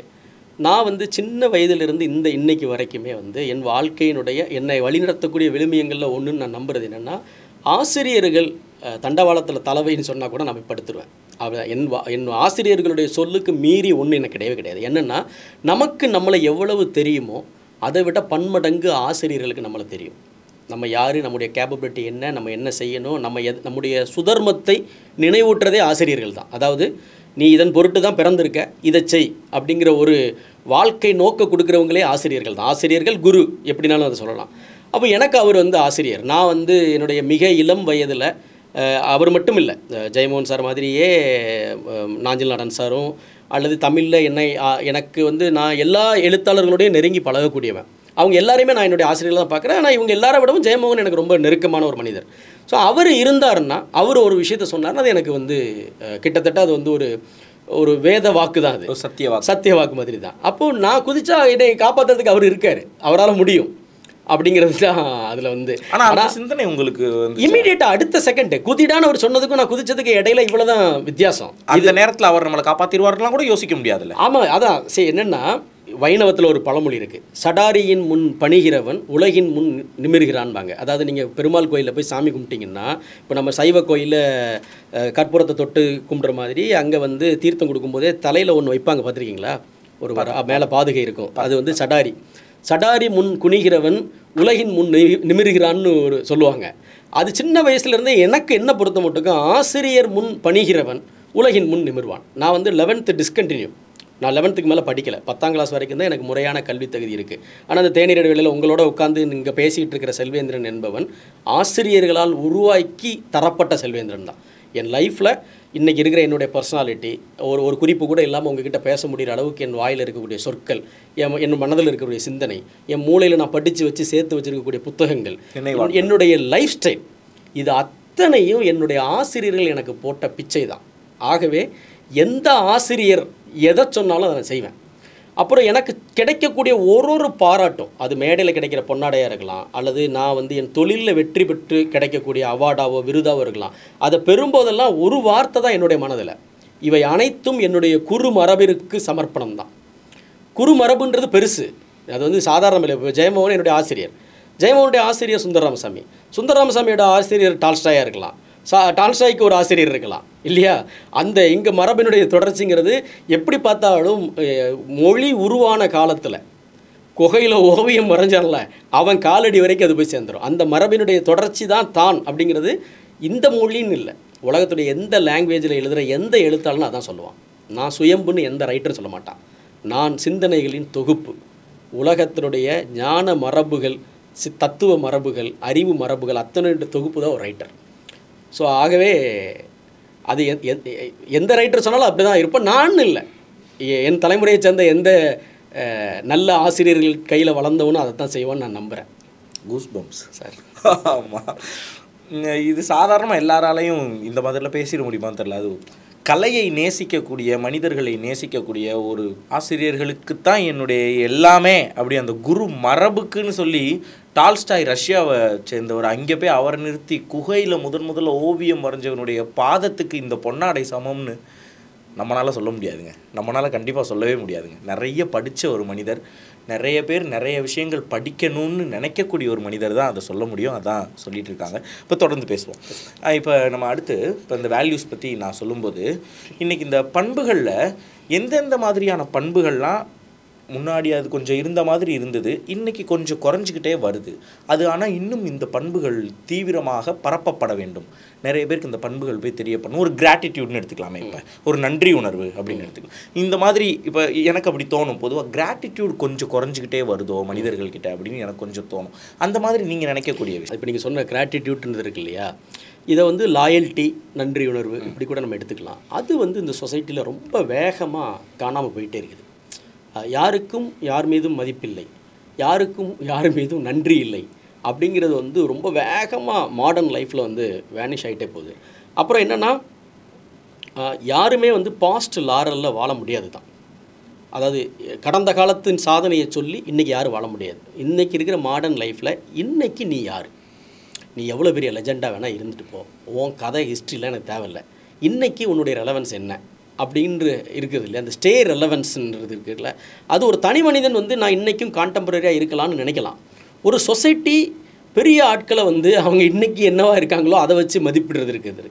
அப்புறம் தன்னுடைய முன்னோடிகளை புறக்கணித்தல், அதாவது ஒரு துறையில் மட்டும் இல்லை, இது வந்து எல்லாத்துலேயும் கலையில் மட்டும் இல்லை, அறிவியலில் நடக்குது, தத்துவத்தில் நடக்குது, வரலாறில் நடக்குது, கல்வியில் நடக்குது, அரசியலில் நடக்குது. இப்போ நடந்துகிட்டு இருக்கக்கூடிய சர்ச்சைகள்லாம் பார்த்திங்கள்ல, தமிழ்நாட்டில் நடந்துகிட்டு இருக்கக்கூடிய சர்ச்சைகள்லாம் வந்து மகத்தான ஆளுமைகளை, தன்னுடைய வாழ்க்கையில் எந்த சாதனையும் செய்யாத, எந்த ஒரு குறிப்பிடத்தக்க பங்களிப்பையும் நல்காதவர்கள் அவங்க மேலே அவதூறு பரப்ப முடியுது. இன்றைக்கி இந்தியாவிலேயே மிகவும் அவதூறு செய்யப்படக்கூடிய நபர் யாருன்னா காந்தி தான். இந்தியாவிலேயே மிகவும் அவதூறு செய்யப்படக்கூடிய 2வது நபர் அம்பேத்கர். தமிழ்நாட்டிலேயே மிகவும் அவதூறு செய்யப்படக்கூடிய நபராக இருக்கிறவங்க பெரியார். இவங்கெல்லாம் உருவாக்கின இடத்துல அவங்க போட்ட உப்பை தின்னுட்டு நம்ம அதை செஞ்சிட்ருக்கோம். நேரு வந்து மோசமானவர், அவருடைய கொள்கைகள்னால தான் நம்ம இப்படி ஆகிட்டோன்னு சொல்கிறாங்க. இந்த வெள்ளைக்காரன் இந்த நாட்டை விட்டுட்டு போகும்போது தலைவா, இந்த நாட்டோடைய 3ல் 1 பங்கு மக்களுக்கு மட்டும்தான்டா சோறு இருந்துச்சு, 3ல் 2 பங்கு மக்கள் தினசரி ஒருவேளை உணவுக்கே செத்துக்கிட்டு இருந்தான். இந்த நேருங்கிறவர் ராப்பகலாக உழைத்து பல திட்டங்களை தீட்டி இந்தியாவுடைய விளைநிலத்தினுடைய பரப்பை அதிகரித்து பல அணைக்கட்டுகளை கொண்டு வந்து பல திட்டங்களை தீட்டி பொருளியல் மாற்றங்களை உருவாக்கி தொழிற்சாலைகளை உருவாக்கி இந்த நாட்டிலிருந்து பசிங்கிற வார்த்தையே, அதாவது 3 வேளை சாப்பிட்டுட்டு தூங்க போகிற கல்ச்சரே இந்த நேரு போட்ட பிச்சு தான். அந்த காலத்தில், அந்த கொடுமையான வறுமையான காலத்தில் இந்த நாடு தத்தளிக்கும் போது ஒவ்வொரு நாட்டு தலைவர்களுக்கும் உதவி செய்ய கேட்டு நேரு எழுதின கடிதங்கள் உலகத்துடைய பல மியூசியங்கள் இருக்குது. போய் படித்தா அதுக்கு முன்னாடி நின்று நீங்கள் கதறி அளத்தான் முடியும். இது அவன் வந்து பிச்சைக்காரன் இல்லை, அவன் பெரிய ராஜா வீட்டு புள்ள. தன்னுடைய மொத்த சொத்துக்களையும் காந்திகிட்ட கொடுத்துட்டு 16 வருஷம் ஜெயிலில் இருந்துட்டு அந்த நேரு குடும்பம் இந்த நாட்டுக்கு பண்ணியிருக்கக்கூடிய தியாகத்தினுடைய தொடர்ச்சி இருக்கு இல்லையா, அதை பற்றி பேசுகிறதுக்கே இன்றைக்கி ஆள் கிடையாது. அதை பற்றி பேசக்கு இன்றைக்கி இயக்கங்கள் கிடையாது. நேரு செய்த தியாகங்களை பற்றியோ. ராஜாஜி தமிழ்நாட்டில் வந்து ராஜாஜி மேலே அவர் குலக்கல்வி திட்டத்தை கொண்டு வந்தாருன்னு ஒரு மாபெரும் அவதூறு பரப்பப்படுது. அவர் கொண்டு வந்தது குலக்கல்வி திட்டம் இல்லை, அவர் கைத்தொழில் ஒன்றை கற்றுக்கொள், கவலை உனக்கில்லை ஒத்துக்கொள்ங்கிற கான்செப்டில் தான் அவர் வந்தார். அது திரிக்கப்பட்டு இன்றைக்கி அவர் எவ்வளோ தூரம் அவதூறு செய்யப்படுறார். அப்போ மகத்தான ஆளுமைகளை அவதூறு செய்யக்கூடிய ஒரு சமூகம் அந்த பழைய வரலாற்றுக்கு தான் திரும்ப போகும். பழைய பசிக்கு நீ போவ, பழைய அடிமைத்தனத்துக்கு நீ போவ, பழைய பஞ்சத்துக்கு நீ போவ, பழைய போர்களில் கிடந்து நீ சாவ. பழைய மாதிரி இவன் நடந்தா தீட்டு, நின்னா தீட்டு, இவன் இந்த தெருவுக்கு போனால் தீட்டு, அப்பன் தொழில் மகன் தான் செஞ்சாகணும்னு இந்த மாதிரி வாழ்க்கைக்கு நீ போக போகிற. அதனுடைய அடையாளம் தான் ஆளுமைகளை சிறுமை செய்கிறதும் அவர்களுடைய சமூக பங்களிப்பை கேவலப்படுத்துறதும். அப்போது இது வந்து பயங்கர டிஸ்டர்பன்ஸ் ஆகுது. இது வந்து டேய் ஒரு 75 வருஷத்துக்குள்ளார இது எல்லா தியாகத்தையும் விட்டுட்டிங்களே. அதாவது இன்றைக்கி வாழ்கிற தலைமுறைக்கு பசின்னா என்னன்னே தெரியாது. தமிழ்நாட்டில் பசிச்ச வயிறோட ஒருத்தம் கூட கிடையாது. ஏன்னா இங்கே சாப்பாடு கேரண்டி, அப்படி ஒரு கல்ச்சர் இருக்குது. ஆனால் யோசிச்சு பாருங்கள், 76 வருஷத்துக்கு முன்னாடி இந்த நாடு ஒரு அந்நியன்ட்ட அடிமைப்பட்டு கிடக்குது. என் பேரன், என் புள்ள, என் பொண்டாட்டி ஒரு அடிமை நிலத்தில் வாழ வேண்டாம்னு சொல்லி காந்தி பின்னாடி போனவன் யார்? உங்கள் பாட்டனும் என்னுடைய பாட்டனும். காந்தி பின்னாடி போனால் பொன்னாடை கிடைக்கும்னு அவன் போனான். இப்போது காந்தி சத்தியாகிரகத்துக்கு ஒருத்தரை கூட்டு போகும்போது போடுற ரூல்ஸ்லாம் என்ன தெரியுமா? நீ என் பின்னாடி வர்ற, உன்னைய அவன் கண்ணா பின்னான்னு திட்டுவான். யார்? வெள்ளைக்காரனுடைய படையில் இருக்கிறவன். அவன் உனக்கு நல்லா தெரிஞ்ச உன் சொந்தக்காரனாக தான் இருப்பான், நீ திருப்பி திட்டக்கூடாது. அவன் உங்கள் வீட்டு பொம்பளைங்களை கேவலமாக பேசுவான், நீ திருப்பி பேசக்கூடாது. அவன் உன்னை தடுப்பான், நீ அவன் மேலே வன்முறையை பிரயோகிக்கக்கூடாது. அவன் அடிப்பான், நீ அவனை திருப்பி அடிக்கக்கூடாது. அவன் ஒவ்வொரு அடி அடிக்கும்போது நீ வந்தே மாதரம்னு தான் சொல்லணும். அவன் ஒவ்வொரு அடி அடிக்கும்போது பாரத் மாதாக்கு ஜெயின் தான் சொல்லணும். அவன் மீசையை பிடிச்சி இழுப்பான், உன்னை ஜெயிலில் போடுவான், உன்னை அடிப்பான், நீ வன்முறையே பண்ணக்கூடாது. அப்படி சொல்லும்போது பின்னாடி போனவன் வந்து இந்த ஜாதிக்காரன் மட்டுமா போனான்? எல்லா சமுதாயத்தை சேர்ந்தவனும் போயிருக்கிறான், எல்லா பணக்காரனும் போயிருக்கிறான், தன்னுடைய எல்லா சொத்துக்களையும் கொடுத்தவன் இருக்கிறான், தன் நகைகளை கலட்டி காந்திக்காக இந்த சுதந்திர விடுதலைக்காக கொடுத்த பெண்கள் இருக்காங்க. அதாவது மிக குறைவான நபரோட தான் அவர் உப்பு சத்தியாகிரகத்துக்கு கிளம்புனார். அவங்கள கொஞ்சம் பேர் அவரே செலக்ட் பண்ணி சபர்மதி ஆசிரமத்தில் அவங்களுக்கு ட்ரைனிங் எல்லாம் கொடுத்து தண்டி மார்ச் போகும்போது மிக குறைவான நபர்கள் போய் சேரும்போது லட்சம் பேர். அவ்வளோ பேர் அப்படியே போட்டபடி பின்னாடி போயிட்டான். காந்தி போகிறாரு, பின்னாடி போகிறான்னு. அப்படி இதுக்காக போனது ஒரு தலைமுறை. என்னுடைய பேரம்பேத்திகள் ஒரு அடிமை நாட்டில் வாழக்கூடாது. இன்றைக்கி எவ்வளோ ரெஃப்யூஜிஸ் இருக்காங்க தெரியுமா? இன்றைக்கி உலகத்தில் வாழ்கிற ரெஃப்யூஜிஸ் வந்து, அதாவது தலைக்கு மேலே ஒரு கூரை இல்லாமல் கடற்கரையில், பாலைவனத்தில், காட்டில், கொடிய பனியில் கிடக்கிறவன் 80 கோடி பேர். ஜப்பானுடைய பாப்புலேஷனை விட அதிகம். உலகத்திலே 8வது பெரிய நாடு ஜப்பான். அதை விட மிக அதிகமான அகதிகள் இருக்காங்க. நான் இங்கே பேசிகிட்டு இருக்கிற நேரத்தில் அமெரிக்காவிலேருந்து இந்தியர்களை இராணுவ விமானத்தில் ஏற்றி கொண்டு வந்து கொட்டிகிட்டு இருக்கிறான் ட்ரம்ப். உலகம் முழுக்க அகதிகளோட பிரச்சனை அப்படி இருக்குது. இப்படி ஒரு அகதியாக நீ வாழக்கூடாதுன்னு ரோட்டுக்கு போய் செத்தவன் உங்களுடைய பாட்டனும் என்னுடைய பாட்டனும். அது ஒரு தலைமுறை. அடுத்த தலைமுறை வந்து ஐயோ ஒரு பிச்சைக்கார நாட்டை நம்ம கையில் கொடுத்துட்டு போயிட்டான், நம்ம பிள்ளைங்க பட்டினி கிடக்கக்கூடாதுன்னு இந்த நாட்டை பசியை போக்குறதுக்காக உழைத்த தலைமுறை ஒன்று இருக்குது. அதுக்கடுத்த தலைமுறை வந்து ஏன் இவ்வளவு சமூக ஏற்றத்தாழ்வுகள் இருக்குது? இவன் ஒருத்தனுடைய சம்பளம் இப்படி இருக்குது, ஒருத்தனுடைய சம்பளம் இப்படி இருக்குது, இவன் சட்டை போடுறான், இவன் சட்டை போடக்கூடாது, இவன் செருப்பு போடுறான், இவன் செருப்பு போடக்கூடாது. இதை மாற்றணும், ஒரு பொன்னுலகம் படைப்போன்னு தெருவில் இறங்கி சமூக விடுதலைக்காக போராடணும் ஒரு தலைமுறை. அதுக்கு அடுத்த தலைமுறை உங்கள் அப்பா எங்கள் அப்பா தலைமுறை. என்னென்னா சொந்தக்காரன் முன்னாடி கௌரவமாக வாழணும், ஒரு வீடு எடுத்து கட்டணும், தம்பி தங்கிகளை படிக்க வைக்கணும், அண்ணன் தம்பிகளை கரை ஏற்றணும்னு அந்த கனவுக்காகவே அர்ப்பணித்த தலைமுறை. அதுக்கப்புறம் தான் நம்ம வர்றோம். இப்போ இருக்கிறது சிங்கிள் சைல்டு தலைமுறை. அப்போது பசியை வென்ற, இவ்வளவு தூரம் ட்ராவல் பண்ணுற, இவ்வளவு கண்டென்ட் அக்சஸ் பண்ணுற, இவ்வளவு சொகுசாக வாழக்கூடிய, விதவிதமாக தேடி தேடி சாப்பிடக்கூடிய, விதவிதமான இடங்களை போய் பார்க்கக்கூடிய வசதி வாய்ப்புகளோட ஒரு தலைமுறையாக நம்ம இப்போ உருவாகிருக்கோம். இப்போ நம்ம என்ன பண்ண போகிறோம்னு உலகமே நம்மளை பார்த்துட்டு இருக்கு. ஆனால் இப்போ தான் நம்ம வந்து திரும்ப பழைய சாதி சண்டைகளை, பழைய மத சண்டைகளை, முன்னோர்களை அவதூறு பண்ணுறதை, இன்றைக்கி உட்காந்துக்கிட்டு நேதாஜி என்னதான் இருந்தாலும் ஒரு முட்டாப்பைய வெறும் 40,000 பேரை கொண்டு போயிட்டு அவ்வளோ பெரிய பிரிட்டிஷ்காரனோட போய் சண்டை போட்டானா, அறிவில்லாதவன் இவ்வளோ பேரை கொண்டு போய் எருக்குழியில் இறக்கிட்டான் அப்படின்னு சொல்கிறது இருக்குல்ல, அது ரொம்ப சிம்பிள். ஏசி ரூமில் காலாட்டிட்டு சொல்கிறது. ஆனால் இதெல்லாம் செஞ்சு காமிச்சிருக்கான்ல, அந்த வேலை வந்து கஷ்டமானது. அப்போ இந்த லாயல்ட்டியை ஒரு சொசைட்டி இழந்தது என்றால் அவன் ரத்தம் கக்கி தான் சாவான். ஆகவே மாபெரும் ஆளுமைகளை அவங்க ஒட்டுமொத்தமாக என்ன செஞ்சுருக்காங்கன்ற அவங்க சமூக பங்களிப்பை பாரு. அவர் அன்னைக்கு இப்படி சொன்னார், இன்றைக்கி இப்படி செஞ்சார் அப்படின்னா பிழையாக பெருமை இல்லாத மனிதனே இந்த உலகத்தில் கிடையாது. அவனுடைய சொல்லை பிடிச்சிட்டு தொங்காத, அவன் செயல் என்ன செஞ்சுருக்கான்னு பாரு. அவனுடைய ஒட்டுமொத்த கான்ட்ரிபியூஷன் டு த சொசைட்டி என்ன, நீ யார் அதை சொல்கிறதுக்கு முன்னாடி. இப்போ யாராவது ஒரு எந்த தகுதியும் இல்லாத ஒருத்தர் என்கிட்ட வந்து என்னை ஏதாவது விமர்சனம் பண்ணான்னு வச்சுக்கோங்களேன், நான் அவன் மேலே சக மனிதன்கிற மரியாதைக்காக காது கொடுக்குற மாதிரி நடிப்பேன். என் மனசுக்குள்ளே வந்து போடா புல்லே அப்படின்னு நான் சொல்லிகிட்டு இருப்பேன். நீ யார், நீ செஞ்சுருக்கிற விஷயங்கள் என்ன, நான் செஞ்சிட்டு இருக்கிற காரியங்கள் என்ன அப்படின்னு எனக்கு தோணும்ல. இந்த முன்னோர்கள் அங்கே நின்றுட்டு உடனே அதான் சொல்லிகிட்டு இருக்கான் இல்லையா? சிகரத்தில் ஏறு, அதுக்கப்புறம் அதை பற்றி பேசு அப்படிங்கிறது தான் நான் சொல்ல விரும்புகிறது. இந்த சொசைட்டிகிட்டேருந்து காணாமல் போனது ஷாக்காக ஒரு அளிக்கக்கூடியது என்பது இந்த சொசைட்டிக்கு வரலாற்று உணர்வும் இல்லை, வரலாற்று போதமும் இல்லை, அதன் விளைவாக நன்றி சுத்தமாக இல்லை. இதெல்லாம் எனக்கு ப்ராசஸ் பண்ணி இதெல்லாம் திருப்பி வர்றதுக்கே ஒரு இதாக இருக்குது. பட் ஆனால் நீண்ட பதில்களாக சொல்கிறேன்னு நினைக்கிறேன். நல்ல பதில்கள் எல்லாருமே ரொம்ப நல்ல பதில்கள். இப்போ இது அப்படியே நான் குடும்பத்துக்கு கொண்டு வரேன். இது ஒரு பெரிய நம்ம பேசணும். இது அப்படியே சின்ன குடும்பத்துக்கு கொண்டு வந்தால் எனக்கு எப்பவுமே ஒரு எண்ணம் இருக்கும். சிறு வயதில் நானுமே சரி, நான் இப்போ அதுக்கப்புறம் ஒரு கல்லூரி படிக்கிறதுக்கு அப்புறம் நான் என்னை மாற்றிக்கிட்டேன். அதுக்கு முன்னாடியெல்லாம் இப்போ கிரிக்கெட் பிளேயர்ஸாக இருக்கட்டும், இப்போ அரசியல்வாதிகளாக இருக்கட்டும், சினிமா நடிகர்களாக இருக்கட்டும், ஒரு சில நேரங்களில் டீச்சர்ஸாக இருக்கட்டும், இவங்க எல்லாரையுமே அவன் இவன் அப்படின்னு சொல்கிற வழக்கம் நமக்கு இருக்குது. நம்ம அப்படி தான் சொல்லுவோம். அவன் எங்கே விளாண்டான் ஒழுங்கா அப்படின்னு தான் நம்ம பேசுவோம். அவன் படத்தை பார்த்தியா அப்படின்னு தான் நான் எந்த நேம்ஸுமே அப்படி தான் நம்ம பேசுவோம். இப்போ திரை நட்சத்திரங்களாக இருக்கட்டும், இந்த மாதிரி யாராக இருந்தாலும் சரி, அரசியல்வாதிகள்னால் அவெல்லாம் ஆட்சிக்கு வந்து அப்படின்னு தான் நமக்கு சொல்கிற வழக்கம் இருக்குது. அதையே தான் அந்த சின்ன சின்ன குழந்தைங்களும் அப்படி தான் பேசுங்க. அவள் ஆடுறா, அவன் ஆடுறா அப்படின்னு.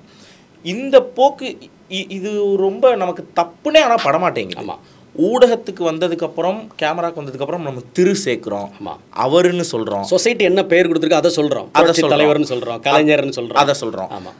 ஆனால் இந்த கேமராவை ஷட் டவுன் பண்ணாலே கூட திருப்பி நான் அவன் மோடுக்கு போயிடலாம். இதை எப்படி நான் மாற்றுறது, என் குழந்தைங்களை மாற்றி? இது தப்புன்னு எனக்கு தோண மாட்டேங்குது. அதாவது ஏன் தோணலைங்கிறதுலேருந்து நம்ம இதை பேசினா சொல்லலாம்.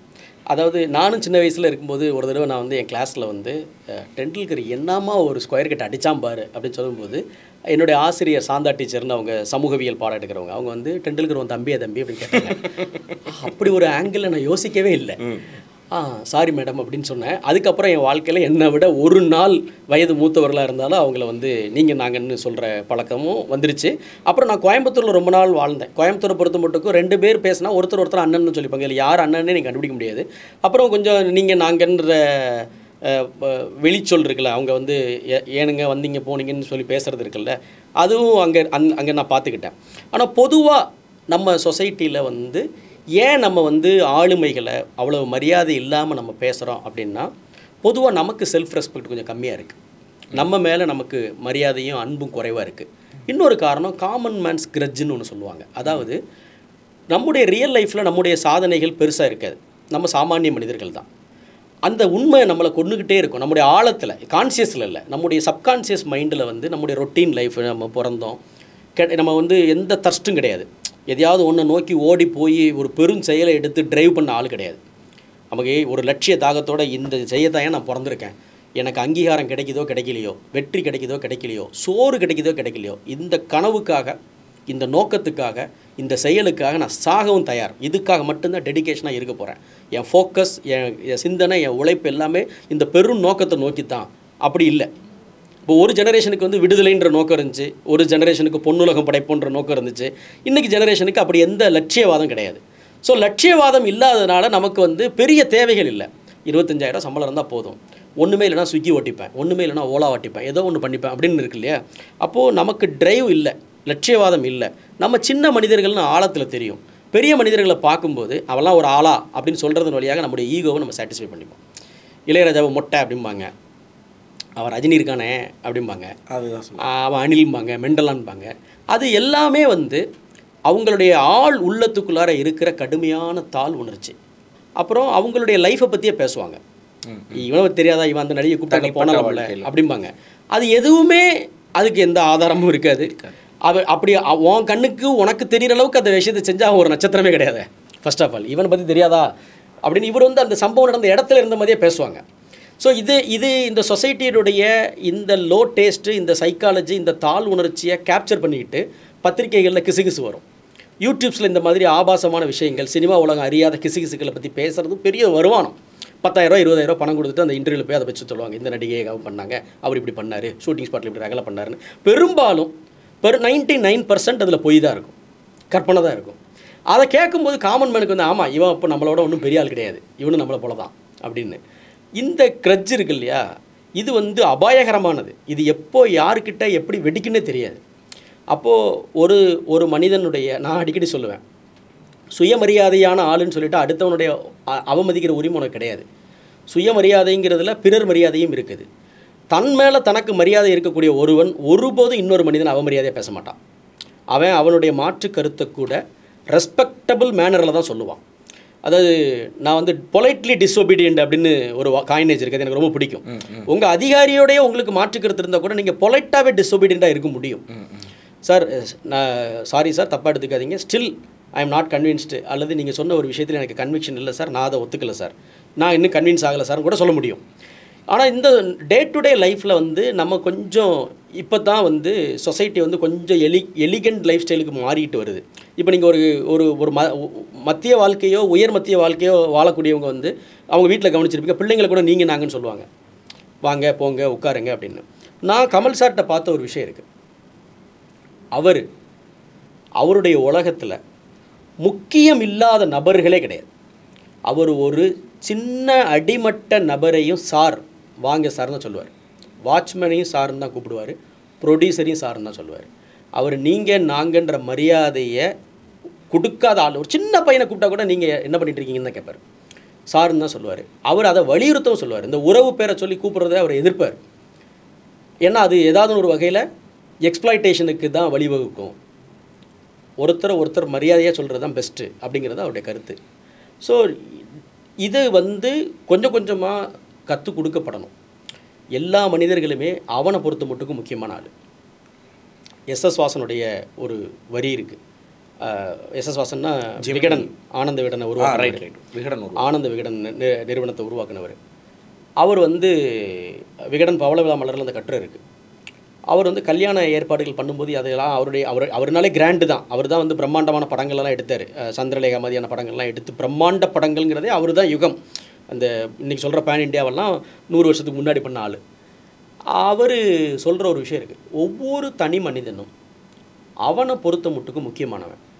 அந்த முக்கியத்துவத்தை அவனுக்கு கொடுக்க தவறாத. இப்போ ஒரு கல்யாண வீட்டுக்கு போயிருக்கீங்கன்னா நீங்கள் உங்களுக்கு முக்கியமான ஆள், அதை நான் புரிஞ்சுக்கிட்டு உங்களை முக்கியமாக நடத்தணும். வாங்க உட்காருங்க, சாப்பிட்டீங்களா, வீட்டில் எல்லோரும் நல்லா இருக்காங்களான்னு நான் கேட்கணும். So treat every one equal அப்படிங்கிறது வந்து இந்த சொசைட்டி கற்றுக்கணும். நம்ம அதில் ரொம்ப பின்னாடி தான் இருக்கிறோம். ஏன்னா இங்கே தான் பல லேயர்கள் இருக்குல்ல. ஸோ கொஞ்சமாக தான் மாறி வருவாங்கன்னு நான் நினைக்கிறேன். சரி, இப்போ இதுக்கு ஒரு தெளிவான பதில் கிடச்சிருக்குன்னு நினைக்கிறேன். அதே மாதிரி நம்ம குழந்தைங்க யாராவது பேசினாங்க, இப்போ இதனுடைய டேக்அவேன்னு எடுத்துக்கிட்டோன்னா, டெண்டுல்கர் என்ன உன் தம்பியாப்பா அப்படின்னு கேட்டது தான் டேக்அவே. இவ்வளோ நேரம் பதில். நம்ம குழந்தைங்க யாராவது நம்மக்கிட்ட வந்து அவைவேன்னு பேசினா நம்ம இம்மிடியேட்டாக அவர் என்ன உன் தம்பியா, அவர் என்ன உதுவா, உனக்கு வயசு கம்மியானவரா, வயசு அதிகமானவர் தானே அப்படின்னு சொல்லணும். ஆனால் அப்போயே அந்த குழந்தை திருப்பி நம்மகிட்ட கேட்கும், நீ மட்டும் அப்படி சொல்கிற அப்படின்னு. அதனால நம்மளும் அவர் அப்படின்னு சொல்லி பேசுகிற பழக்கத்தை நம்ம கொஞ்சம் கொண்டு வரணும். இப்போ அடுத்து எனக்கு ஒரு கேள்வி, இது எனக்கு முடிக்கிறதுக்கு மனசு வரல. எங்கள் ஷாம் அங்கே உட்காந்து 4 5 எனக்கு காட்டிக்கிட்டே இருக்காரு, டைம் எனக்கு போய்கிட்டே இருக்கு. ஒரு என்னுடைய எண்ணம் இது. முன்னாடி பார்த்தோன்னா சமகாலத்தில் இருக்கக்கூடியவங்க அந்தந்த கலைஞர்களை, இப்போ அரசியல் தலைவர்கள்னால் அரசியல் தலைவர்கள் எடுத்துக்கோங்க, கலைஞர்னா கலைஞர்கள் எடுத்துக்கோங்க, சமூகம் வந்து இவங்க போட்டியாளர் அப்படின்னு சொன்னவங்களையே கூட, அதுக்கு முன்னாடி மாணவர்களையே கூட நீங்கள் எடுத்துக்கிட்டாலுமே எங்கேயோ அடுத்தவர்களை, அந்த சமகாலத்தில் தனக்கு போட்டியாக இருப்பவர்களையே ஒரு மேடைகளில் வைத்தே கூட பாராட்டி பேசும் பண்பு அப்படிங்கிறது இருந்தது. நீங்கள் முன்னாடியிலிருந்தே நம்ம தொடர்ச்சி அதை பார்த்துக்கிட்டே வரப்போ ரஜினி கமல் அப்படின்னு, ரஜினி சார் கமல் சார் நம்ம எடுத்துக்கிட்டோம்னா, அவங்க 2 பேரும் ஒரு மேடையில் இருக்காங்க, இல்லை அவங்கள பற்றி யாராவது எங்கேயாவது பேசுகிற மாதிரி வாய்ப்பு வருது, ஒருத்தர் இருந்து ஒருத்தர் இல்லாமன்னா கூட இன்னைக்கு வரைக்கும் அதை கடைபிடிக்கிறாங்க. பாராட்டி தான் பேசுவாங்க. நான் 2 பேர் போட்டியாளர்கள், நான் இவரை பாராட்டி பேசிட்டேன்னா கீழே போயிடுவனோ அப்படிங்கிற எண்ணம் அவங்களுக்கு இல்லை. அப்போ இன்னைக்கு தேதிக்கு நான் ஒருத்தரை பாராட்டி பேசிட்டேன்னா, மனதார ஒருத்தரை பாராட்டிட்டேன்னா என்னை விட அவர் மேலே போயிடுவாரோ, நான் அவரோட கீழே இறங்கிடுவனோங்கிற போட்டி கொஞ்சம் இருக்கோ அப்படின்னு எனக்கு ஒரு எண்ணம். நீங்கள் எப்படி பார்க்குறீங்க? இல்லை தான் போட்டி இல்லை ஒரு பொறாமைன்னு வச்சுக்கலாம். பொறாமைன்னு வச்சு இப்போது இந்த பொறாமை இருக்கு இல்லையா, இந்த பொறாமை என்பது இப்போ இலக்கியத்தில் இதுக்கு நான் வந்து புலமை காய்ச்சல்னு சொல்லுவேன். இப்போது ஜெயமோகனுக்கு நிறைய எதிரிகள் இலக்கிய உலகத்தில். அதுக்கு அரசியல் ரீதியான காரணங்கள் ரொம்ப குறைவு தான். புலமை காய்ச்சல் தான் ரொம்ப பெருசு. அவர் நம்ம அச்சீவ் பண்ண முடியாத உயரத்தில் இருக்காரு அப்படிங்கிறது தான். ஸோ அந்த புலமை காய்ச்சலின் விளைவு தான் வேறு விதமான மாடு வேடங்கள் பூண்டுட்டு வரும். அப்போது ஒரு சொசைட்டியில் வெற்றியை நோக்கின பாதைக்கு பயணத்துக்கு இந்த சிறிதளவு பொறாமை அவசியம்தான். ஆனால் எங்கே ஒருத்தர் வந்து வெற்றிகரமான மனிதனாக மாறுவான்னா, இன்னொருத்தனுடைய வெற்றியை அவன் அங்கீகரிக்கும் போது மட்டும்தான், ரெக்கக்னைஸ் பண்ணும்போது மட்டும்தான் அவன் வெற்றிகரமான மனிதனாக மாற முடியும். நான் வந்து ஸ்ட்ராங் பிலீவர், தகுதி இல்லாமல் ஒருவனுக்கு எதுவுமே கிடைக்காது.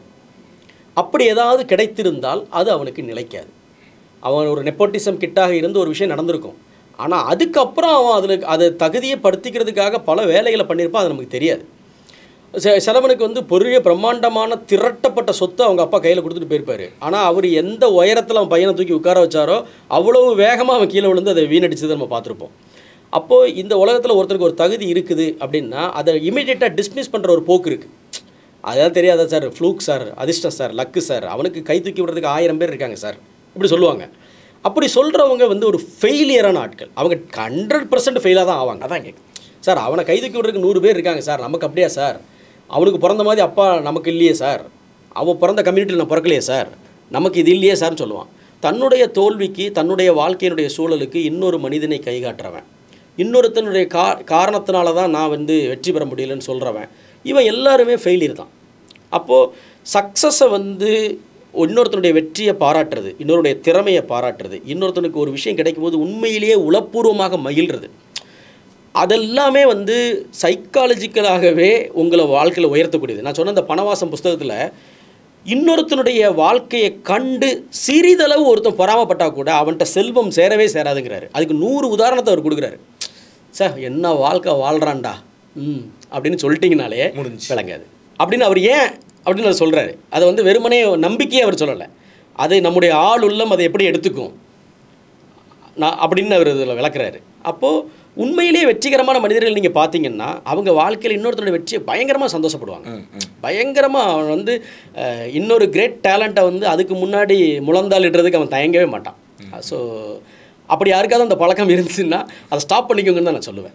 அதை நான் எப்பயுமே எப்படி நினைப்பேன்னா, இப்போ நான் ஒருத்தர் உயர்வாக பேசுகிறேன்னா நான் எப்பயுமே அதை நம்புவேன். இப்போ நான் செல்வேந்திரன் சார் இருக்காங்க, செல்வேந்திரன் சாரை பற்றி வேறு யாரோ ஒருத்தர்கிட்ட, ஷாம் கிட்ட, செல்வேந்திரன் சார் மாதிரி எழுத முடியாது ஷாம், அவர் அவுட்ஸ்டாண்டிங் ரைட்டர், அவர் இன்றைக்கி தேதிக்கு என்ன தேவையோ அதை சொல்லுவார், அவர் மாதிரி முடியாது அப்படின்னு சொன்னால் ஷாமுக்கு என்ன தோணும்னு நான் நினைக்கிறேன்னா, செல்வேந்திரன் சார் உயர்வாக தோணும், அதை விட ஒருபடி உயர்வாக நான் தோணும். ஆமாம், இவர் எல்லாரும் எப்படி நல்லா புகழ்ந்து பேசுகிறாருங்க, ஒரு நல்ல மனசுங்க, அவருக்கு நல்லா புகழ்ந்து பேசுகிறாருல்லன்னு தான் தோணும்.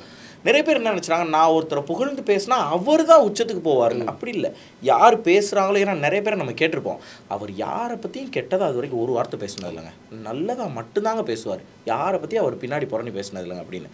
அவர் நல்லதாக 100 பேரை பற்றி பேசியிருக்கலாம், அந்த 100 பேரை அவங்க லிஸ்ட்டு போடுறது இல்லை, அவர் நல்லா பேசுவார் அப்படிங்கிறது தான். அதனால் அந்த ஒரு பாயிண்ட்டை நீங்கள் வலியுறுத்தினீங்கன்னா நல்லா இருக்கும். நான் புகழ்ந்து பேசினா அது எனக்கு தான் பெருமைங்கிற ஒரு பாயிண்ட் மக்களுக்கு புரியணுங்கிறது. எங்கள் அப்பா வந்து அடிக்கடி சொல்லுவார், உலகத்திலேயே லேசான வேலை குறை சொல்கிறது தான். அதுக்கு எந்த தகுதியும் தேவையில்லை, எந்த திறமையும் தேவையில்லை, எந்த முதலீடும் பண்ண வேண்டியதில்லை. ஆனால் ஒரு விஷயத்தை செய்கிறதுக்கு இது எல்லாமே தேவை. உழைப்பு தேவை, கவனம் தேவை, அர்ப்பணிப்பு தேவை, செஞ்சு காட்டுறதுக்கு நிறைய தேவை, எல்லா சவால்களையும் எதிர்கொள்ளணும். ஆனால் இதெல்லாம் இது என்ன, இது பெரிய விஷயமா, இது ஒரு பெரிய விஷயமான்னு சொல்கிறதுக்கு ஒரு தகுதி வேண்டாம்.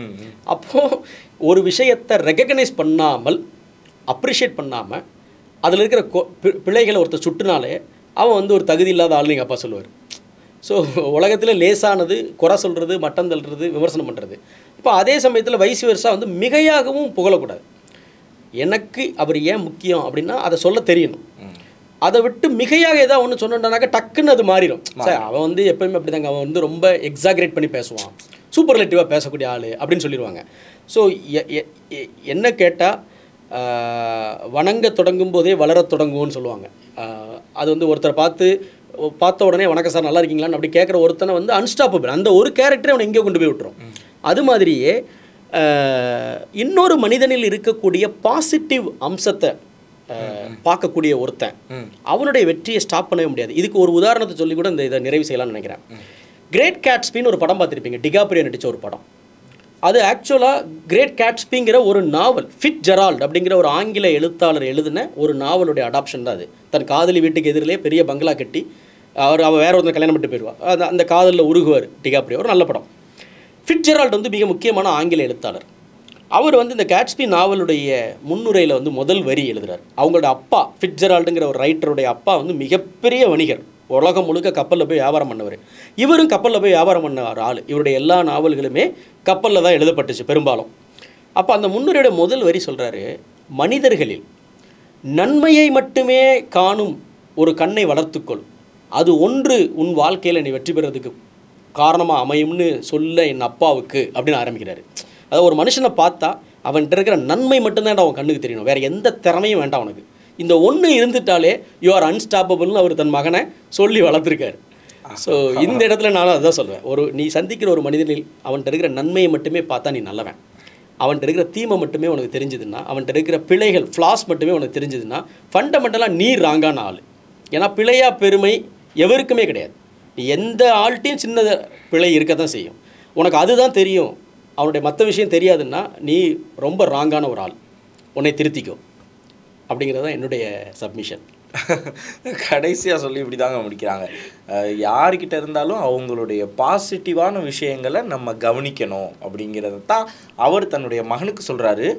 ஊர் உலகத்தில் இருக்கக்கூடிய அனைத்து பெற்றோர்களும் அவங்க மகனுக்கும் மகளுக்கும் இந்த விஷயத்த சொல்லணும் அப்படிங்கிறது தான் இந்த இன்டர்வியூவினுடைய ஒரு முத்தாய்ப்பான ஒரு விஷயமா இருக்கும்னு நான் நம்புகிறேன். நான் இன்னொரு விஷயம் சொல்லணும்னு நினைக்கிறேன். என்னென்னா, இந்த தேநீர் இடைவேளைக்கும் எனக்குமான உறவு ரொம்ப நீண்டது.